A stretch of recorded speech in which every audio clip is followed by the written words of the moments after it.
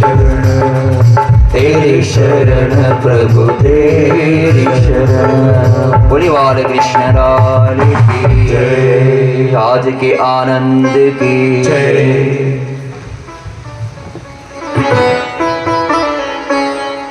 श्रीमद् भागवत कथा आज सप्तम दिन, आज मुक्ति की कथा, आज मोक्ष की कथा है।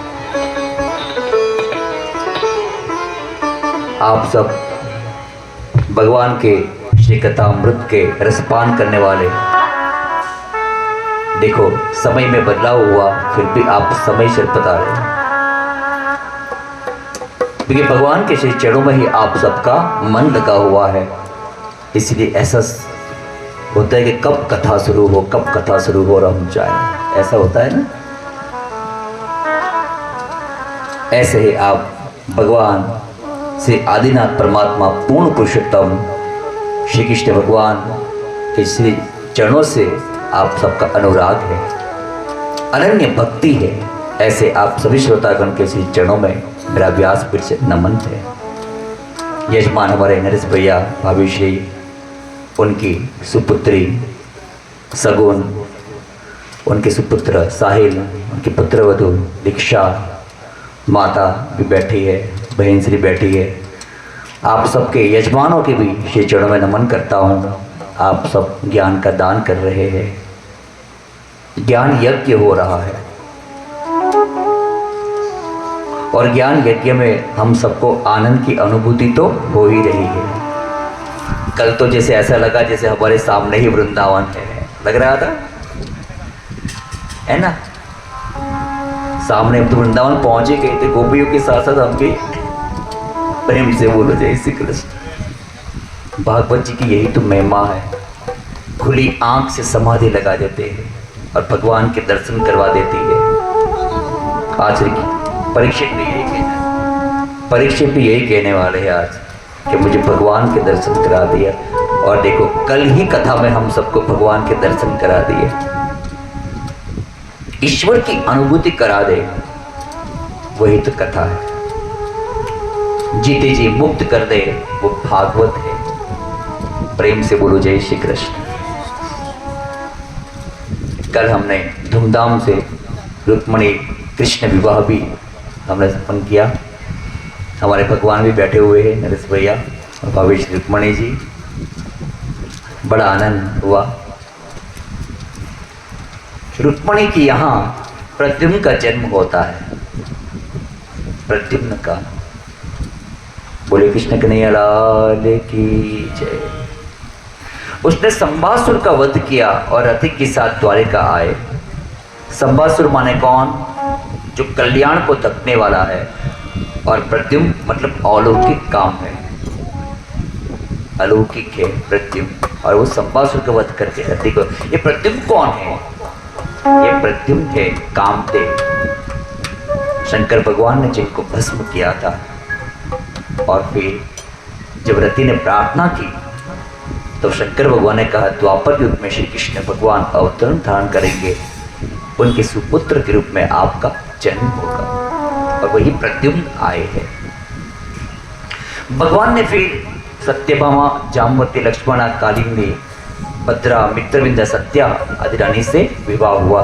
अब भगवान की कितनी रानियां हैं? अष्टरानी।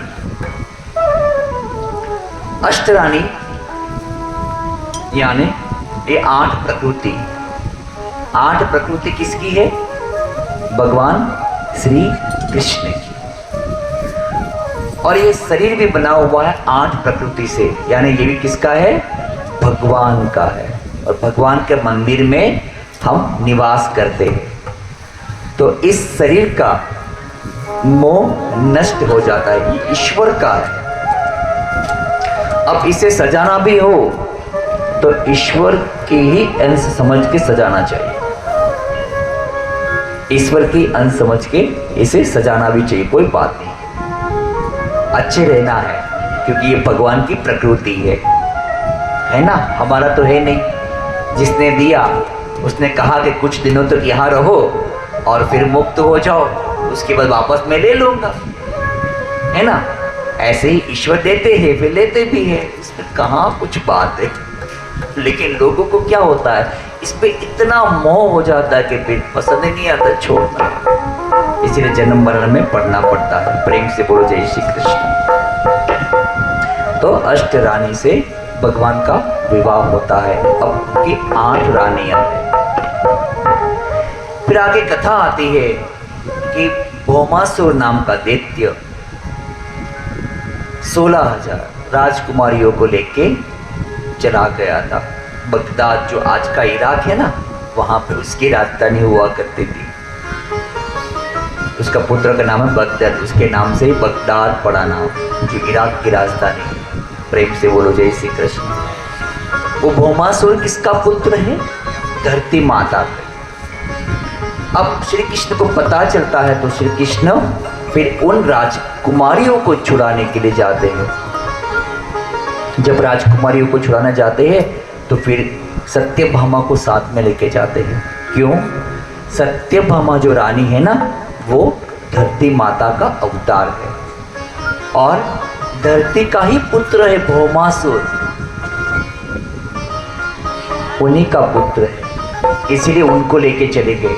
उनको लेके चले गए तो गरुड़ पे सवारी की भगवान ने। वहां पहुंच के सत्यभामा से कहा कि अब इसका क्या करें? तो कहा ये मेरा पापी पुत्र है, इस पापी पुत्र का तो संहार ही करना चाहिए नाथ। तो भगवान ने सुदर्शन चक्र के द्वारा भौमासुर का उद्धार किया। बोले द्वारिकाधीश भगवान की जय। अब 16,100 राजकुमारी, ये सब राजकुमारियों को अपहरण करके लेके आया था भौमासुर। तो राजकुमारियों को कहा अब तुम सब मुक्त हुए हैं, अब तुम जाओ। तो उन्होंने कहा प्रभु हम कहाँ जाए? एक बार स्त्री का, राजकुमारी का, किसी बेटे का अपहरण हो जाए, उसके बाद तो उनके घर वाले भी उनका त्याग कर देते नाथ। समाज में फिर बहुत बुरा भला कहते हैं। इससे अच्छा है नाथ हम लोग आपके सामने आपको देखते देखते अग्नि संस्कार कर ले, अग्नि स्नान कर ले। क्यों? क्योंकि आपको देखते देखते अग्नि स्नान करेंगे तो प्रभु आपको ही मिल जाएंगे। आप हमें आज्ञा दीजिए। क्यों? क्योंकि समाज हमें स्वीकार नहीं करेगा। ऐसी स्त्रियों का कोई समाज स्वीकार नहीं करता है।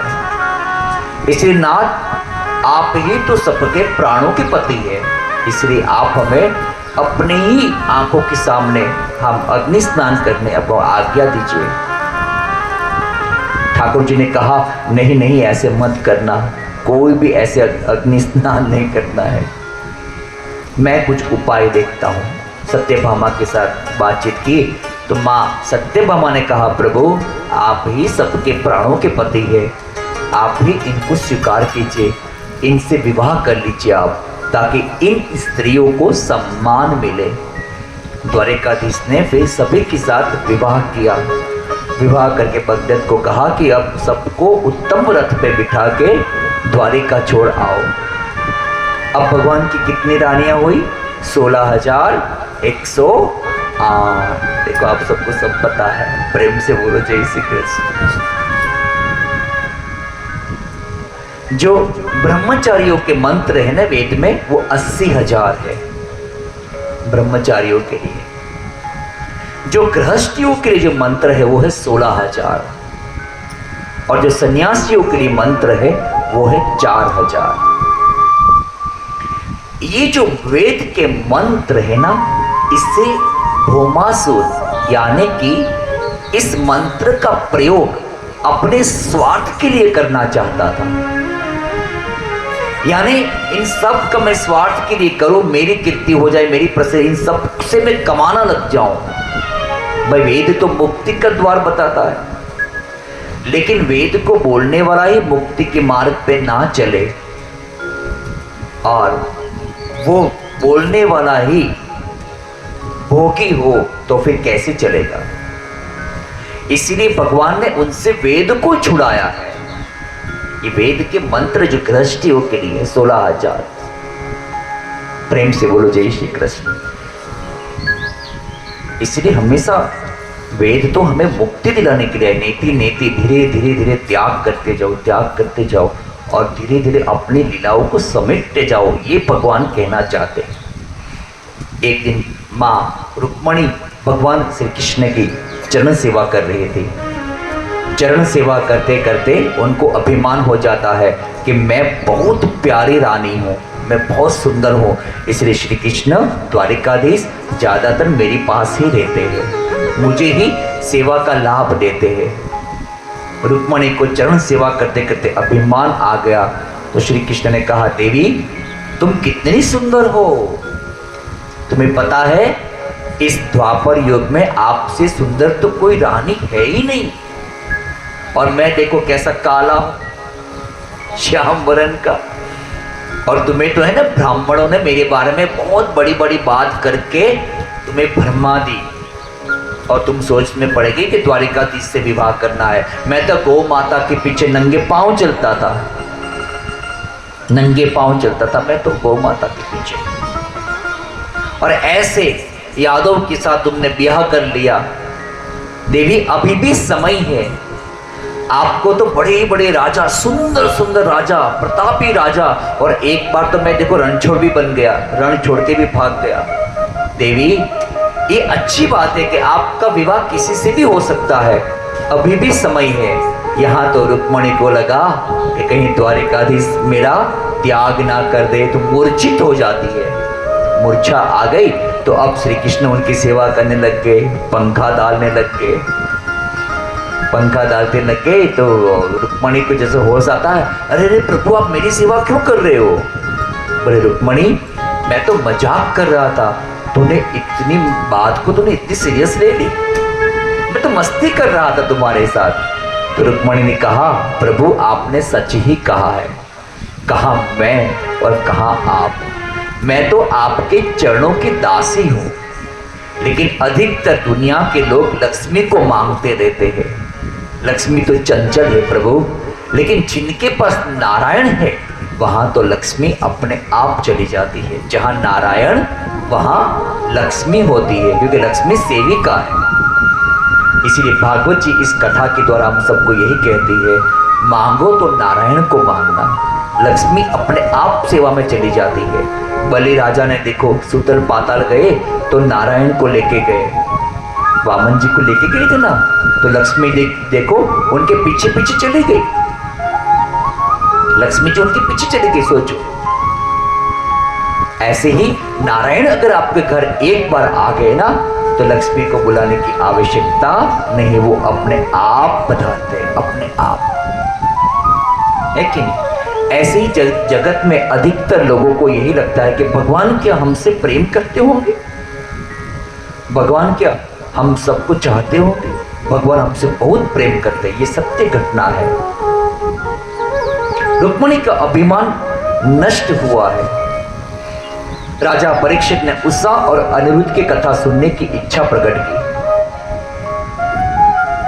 बाणासुर की पुत्री है ये उषा।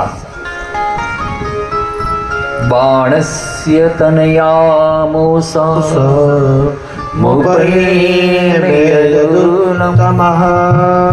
तत्र योत्मभूत घोरं हरिशंकरयोर्महत्।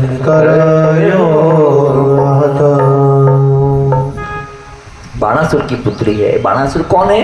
भगवान का, शिव का भक्त है, और उसके हाथ कितने हैं? सहस्त्र बाहु है, सहस्त्र बाहु। भगवान शिव के भक्त है, सोचो। और उनकी राजधानी है सोनितपुर, वहां पे उसकी राजधानी है। अब उसकी पुत्री उषा, ये बड़ी सुंदर कथा है। देखो परीक्षित आज ही के दिन, सप्तम दिन उनको तक्षक नाग आने वाला है और कह रहा है मुझे विवाह की कथा सुननी है। ये कोई सामान्य विवाह थोड़ी हो सकता है। उषा जो बाणासुर की पुत्री है, उन्होंने रात्रि में स्वप्न देखा और स्वप्न में एक सुंदर पुरुष को देखा। सुंदर पुरुष को देखते हुए स्वप्न में ही उससे ब्याह कर लिया, ब्याह कर लिया और उससे प्रेम कर बैठी।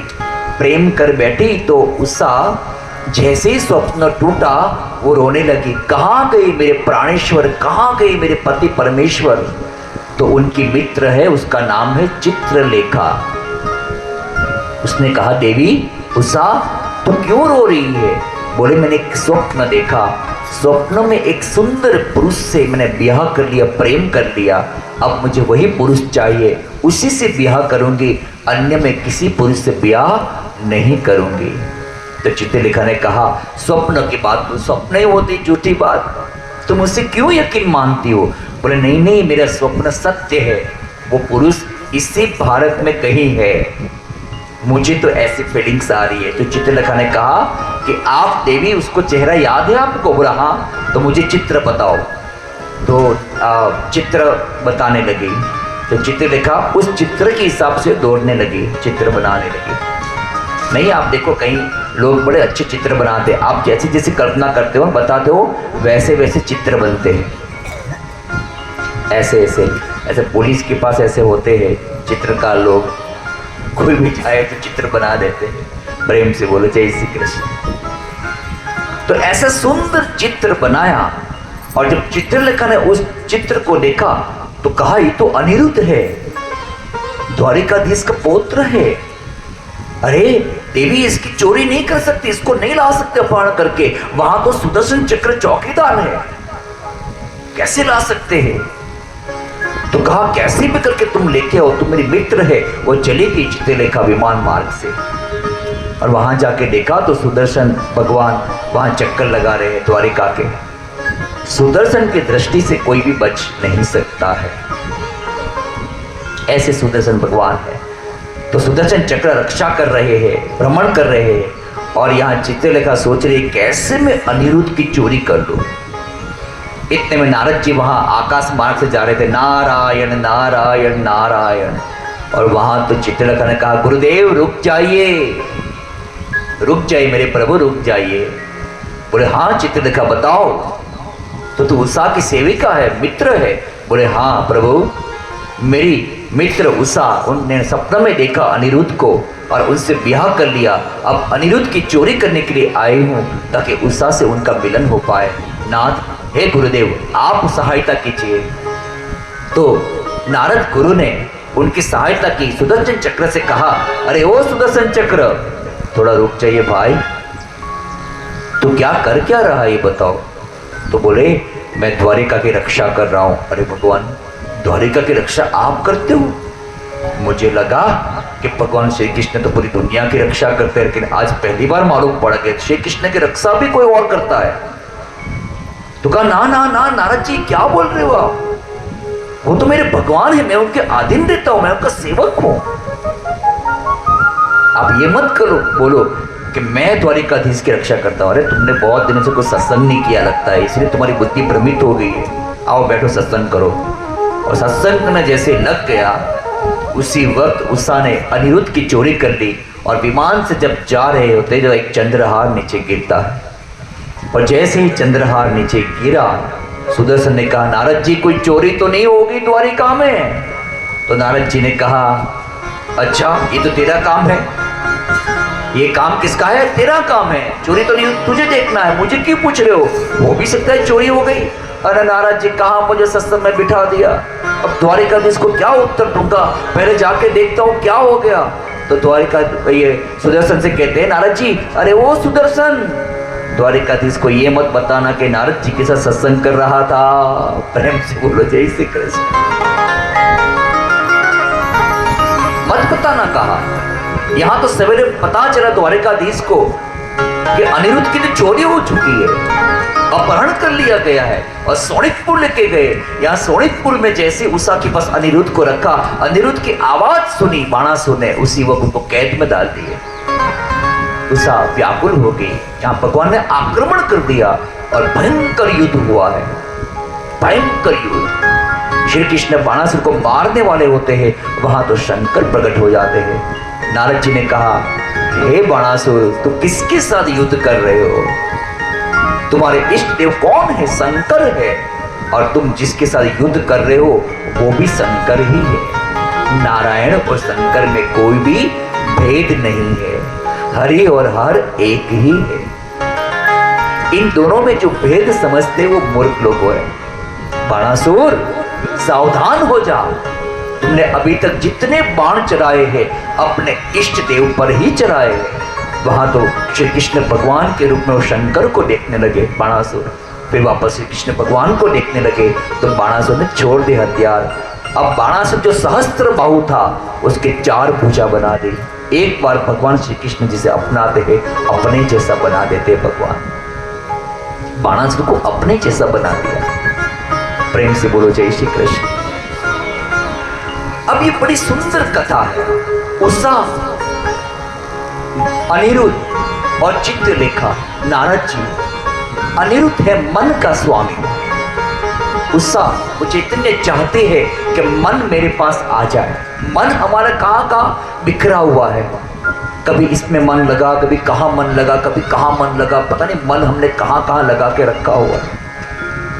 लेकिन बुद्धि चाहती है कि मन को लेके आए, विवेक रूपी अग्नि के द्वारा उसको प्रकट करके उसको लेके आए। और उसके लिए किसकी जरूरत पड़ती है? ऐसे ही नहीं हो सकता, इसके लिए गुरु की आवश्यकता होती है। गुरु अगर जीवन में हो तो इस मन को हम चेतना के साथ लीन करा सकते हैं। इसलिए गुरु नारद जी की सहायता लेके उसने अनिरुद्ध को यानी मन के स्वामी अनिरुद्ध को अपने साथ मिला। प्रेम से बोलो जय श्री कृष्ण। यही तो साधना है। साधना में अपने मन जो बिखरा हुआ है ना उसी को चैतन्य में मिला देना है, अपने में मिला देना है। क्योंकि मन ही जो आगे की यात्रा करवाता है, मन ही भटकाता है, मन ही मुक्ति का द्वार भी खेल देता है। इसलिए इस मन को जो संभाल लेता है ना उसने सब कुछ संभाल लिया। भगवान श्री कृष्ण के बच्चे जब खेल रहे थे ना तो खेलते खेलते खेलते एक कुएं में गेंद गिर गई। कुएं में गेंद गिर गई तो भगवान श्री कृष्ण को बुलाए। भगवान वहाँ गए और देखा तो कुएं में गेंद गिर गई। भगवान ने वहाँ जाके निकालना चाहा तो वहाँ पे एक गिरगिट रहता था। गिरगिट रहता, बड़ा सा भयंकर गिरगिट रहता था। जैसे ही स्पर्श हुआ भगवान श्री कृष्ण का अंदर से सुंदर पुरुष प्रकट हो गया। नृगो नाम नरेन्द्रोह मिक्ष्वाकुतनया प्रभो दानीष्वाख्यायमानेषु यदि ते कर्णमाश्रितम्। प्रभु मैं तो निरीह राजा हूं, मुझे ये गिरगिट का अवतार मिला। प्रभु आपने सुना होगा मेरे बारे में, बहुत कुछ सुना होगा। जब किसी ब्राह्मण ने बताया होगा, किसी गुरु ने बताया होगा कि इस दुनिया में द्वापर युग में सबसे बड़ा दानवीर कौन है, उसमें मेरा नाम आता था। प्रभु मेरा नाम, जितने आकाश में तारे हैं मैंने इतना दान किया है प्रभु, इसमें मेरा नाम आता है। लेकिन प्रभु एक बार एक गलती हो गई थी। मैंने एक ब्राह्मण को गौ माता दान कर दी। वो ब्राह्मण गौ माता लेके गए, उन्होंने उस गौ माता को घास चरने के लिए भेजी। वहाँ तो संध्या के समय वो गौ माता वहाँ नहीं गई और मेरी जो गौ माता उनके साथ ही आ गई। और वही गौ माता को मैंने दूसरे ब्राह्मण को दान कर दी। और इसी से प्रभु वो ब्राह्मण जब दान की हुई गौ माता लेके जा रहे थे, दूसरे ब्राह्मण ने कहा ये गौ माता तो मेरी है।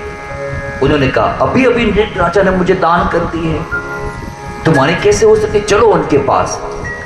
वहां तो नृग राजा के पास कहा राजन ये कहो ये गौ माता किसकी है, अभी अभी तुमने मुझे दान किया कि नहीं किया? तो उसने बोला हाँ हाँ किया तो है। दूसरे ब्राह्मण ने कहा यही गौ माता आपने मुझे भी दी थी कि नहीं? हाँ हाँ दी तो जो वो गिरगिट हमेशा ऐसा करता है। प्रेम से बोलो जय श्री कृष्ण। यानी कि जब दान किया हुआ संकल्प आपने किया, एक को दिया और वही दान किया हुआ संकल्प उसको किया और दूसरे को दे दिया, तो क्या अवतार होता है? गिरगिट का अवतार होता है। जो संकल्प किया है उसे आपको पूरा करना है, वहां किस नहीं करना है। आप समझ रहे हो? या तो आप संकल्प करो या तो मत करो। नहीं करो तो अच्छा, करो तो भी पूरा करो। आपको लगे कि आज मुझे किसी ब्राह्मण को 100 रुपए का दान करना है, तो शाम को ब्राह्मण आने वाला है, फिर 100 सोचे कि शाम को ब्राह्मण आने वाला है, 2 घंटे के बाद सोचेंगे नहीं नहीं 80 रुपये ही ठीक है। फिर वापस थोड़ी देर के बाद सोचेंगे अरे ये भी बहुत ज़्यादा है, रोज़ तो दान करता हूँ 50 रुपया ठीक है। और जैसे जैसे ब्राह्मण करीब आता है 11.25 रुपये दे देते हो। संकल्प कितने का किया था? 100 का। मन हमेशा बदलता रहता है। प्रेम से बोलो जय श्री कृष्ण। संकल्प करो तो तुम पूरा करो, तभी बात बनती है।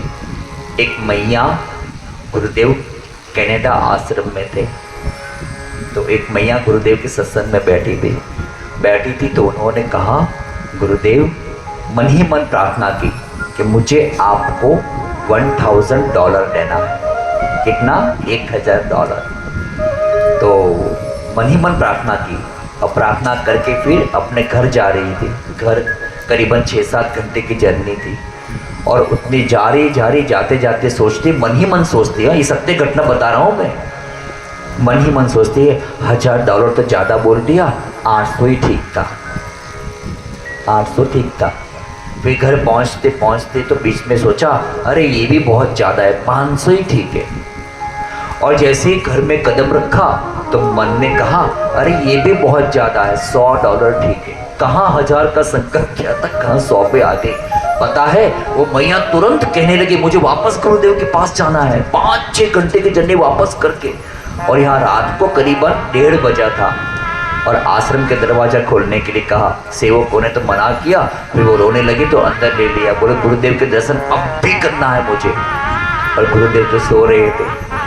बोले माता आप विश्राम करो, एक रूम ले लो, आराम से रहो, सवेरे गुरुदेव से मिलो। बोले नहीं नहीं मुझे अब भी मिलना है। और गुरुदेव का दरवाज़ा खटकाया, पता नहीं क्या इमरजेंसी होगी। तो गुरुदेव बाहर आए। गुरुदेव ने कहा क्या हुआ मैया? बोले गुरुदेव मैं आपके सत्संग में बैठी थी और सत्संग में बैठते बैठे मैंने सोचा इतना सुंदर कार्य कर रहा है आर्ट ऑफ लिविंग, इतना सुंदर, मुझे इस कार्य के लिए अपना योगदान देना चाहिए। तो मैंने संकल्प किया $1000 देना है। आप इतने बच्चों को मुफ्त में एजुकेशन देते हो, आप इतना कार्य करते हो, इतने कार्य तो कोई संस्था नहीं करती जगत की, इतना ज़्यादा सेवा आर्ट ऑफ लिविंग के पास है। तो मैया को लगा, उन्होंने कहा कि गुरुदेव मुझे ये लगा कि इतना देना है, लेकिन जैसे जैसे मैं घर पहुंच रही थी $1000 से $100 पहुंच गए। मन बड़ा खराब है गुरुदेव, ये मन और ना बदल जाए, इसलिए मैं अब भी आपको कवर दे देती हूँ। तुरंत ही दे दिया।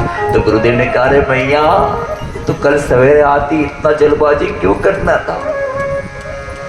लेकिन कहती है मन बड़ा चंचल है गुरुदेव, इसीलिए मन को संभालना है। मन बड़ा ही विचित्र है, कैसे कैसे गिनती करता है मन, है ना। प्रेम से बोलो जय श्री कृष्ण।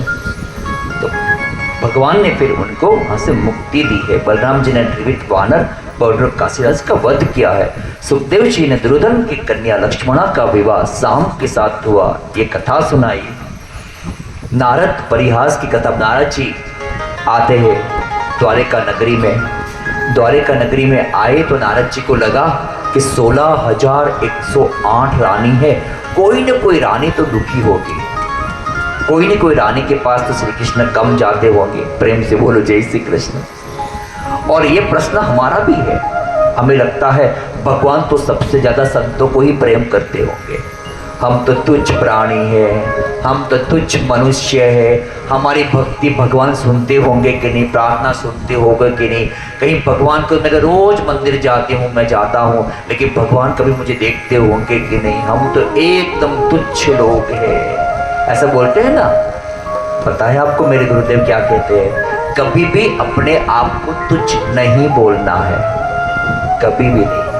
कई लोग बोलते हम तो बहुत गरीब है, बहुत गरीब है। अरे बहुत गरीबी तो बोलने की क्या जरूरत है वो तो, लेकिन बोलते बोलते क्या, जैसा मन होता है ना बोलता, वैसा होने लग जाता है।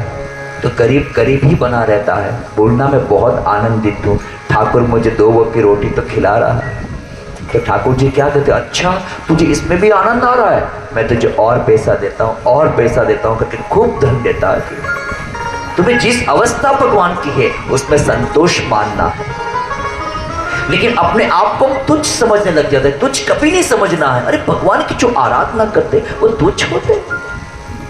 और वो देखो, अब हम ओम जय जगदीश हरे की आरती गाती है तो उसमें आता है ना लाइन, मैं मूरख कल कामी, बोलते हैं ना, हम नहीं बोलते। देखा आपने इतने दिनों से आरती सुनी, आप लोगों ने सुना होगा, मैं मूरख खल कामी हम नहीं बोलते। हम क्या बोलते हैं, मैं सेवक तुम स्वामी, ऐसा बोलते। अरे भाई सोचो, जो भगवान की इतनी सुंदर कथा श्रवण करते हैं, जो करुणामयी है, जो दयामयी है, जो दानवी है, दानी है, जो भगवान के अनन्य भक्त है, ये कभी मूर्ख हो सकते हैं? ये तो इस दुनिया के सबसे चतुर लोग हैं। अब क्या बोलते हैं, मैं मूर्ख बोलते बोलते क्या हो जाता है, मूर्ख ही हो जाता है ना। जिसका मन सोचता है होने लग जाता है। आप देखो कई लोग बहुत डिप्रेशन में होते हैं। डिप्रेशन में कैसे हो जाते हैं, एक विचार को पकड़ के बैठ जाते हैं, कोई विचार में रमते रहते हैं, उसके बाद जिंदगी भर डॉक्टर की दवाई खाते रहते हैं। ऐसी थॉट जो होता है ना क्रिएट करता है, जैसी मति वैसी गति। मैं मूर्ख तो कैसे हो जाएंगे, मूर्ख ही हो जाएंगे। मैं गरीब तुझ तो तुझ ही हो जाएंगे। कई लोग तो बीमारियों में बड़ा जिन्हें आनंद आता है, जैसे लोगों को बता देते, अरे मेरा तो ये हाल है, अरे मेरा तो ये हो गया। और उससे कोई लोग बोलेंगे, हाँ तू तो बहुत दुखी है, तो बहुत दुखी है, तो उनको बड़ा आनंद आता है, मुझे कोई दुखी बोलते हो। सहानुभूति के लिए मेरी व्यासपीठ से प्रार्थना है, कभी नहीं बोलना मैं बीमार हूँ। आपको पता है अफगानिस्तान में तालिबानों के साथ युद्ध चल रहा था, तो अमेरिकन जहाज वहाँ से उड़ रहा था, पायलट उड़ा रहा था। उनके पायलट में उनके जहाज में 2 पायलट होते। तो जैसे ही वो रॉकेट लॉन्चर छोड़ा ना, तो उस विमान को क्रैश कर दिया। तो वो उन्होंने तुरंत अपने आप को उनसे आज़ाद किया विमान से, और नीचे गिरे तो एक का पैराशूट खुला ही नहीं, एक का खुल गया। तो जिसका नहीं खुला वो सीधा तमाम से नीचे गिरा तो उसकी हड्डियां टूट गई। ये आप गूगल में सर्च करोगे ना मिलेगा। ये सच्ची स्टोरी है, कथा है। मन कितना प्रबल है ये बता रहा हूं आपको। तो वो नीचे गिर गया, हड्डियां टूट गई, कोमा में चला गया। तो डॉक्टर ने उसको वहां रखा। अब कोमा में जो कोई व्यक्ति जाता है तो कानों से सुनता जरूर है, बॉडी कुछ काम नहीं करता। तो डॉक्टर ने कहा कि ये भाई अब कभी चल नहीं पाएगा, ये भाई कभी होश में आएगा, ये भी एक सवाल है। कोमा से कब बाहर आएगा ये भी एक सवाल है।